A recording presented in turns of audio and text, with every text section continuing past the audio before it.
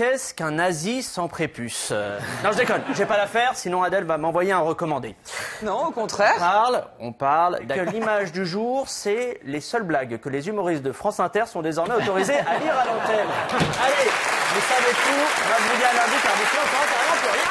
Réponse magistrale de Pablo Mira à Adèle Van Riet, directrice de France Inter, suite au licenciement abusif de Guillaume Meurice. Plusieurs points clés émergent de cette situation qui mérite une analyse approfondie. Adèle Van Riet répond non au contraire à la blague de Mira, culotté malgré le récent licenciement de Guillaume Meurice pour cette même raison. Cette légère contradiction soulève des questions sur la cohérence des critères de jugement et des actions prises par la direction de France Inter. Je ne reviens pas sur l'histoire, simplement que la justification de Van Riet sur le licenciement de Meurice en l'accusant de déloyauté répétée envers l'entreprise est vraiment marrante. Si Meurice n'avait pas été sanctionné pour une simple blague, il n'y aurait pas eu de déloyauté. Cette perspective souligne une problématique récurrente dans la gestion des communications humoristiques ou satiriques. L'humour, notamment lorsqu'il est utilisé pour critiquer ou commenter des situations politiques ou institutionnelles, est une forme d'expression potentiellement perturbatrice, mais essentielle pour la liberté d'expression. Mira, dans ses interventions, critique l'absence de remise en question d'Adèle Van Riet suite à cette affaire. Cette attitude est révélatrice d'un manque de flexibilité et d'adaptabilité, des qualités cruciales pour un journal. En résumé, l'intervention de Pablo Mira met en exergue plusieurs dynamiques importantes. La nécessité de cohérence dans les décisions de gestion, le délicat équilibre entre liberté d'expression et loyauté institutionnelle, et l'importance de la capacité de remise en question.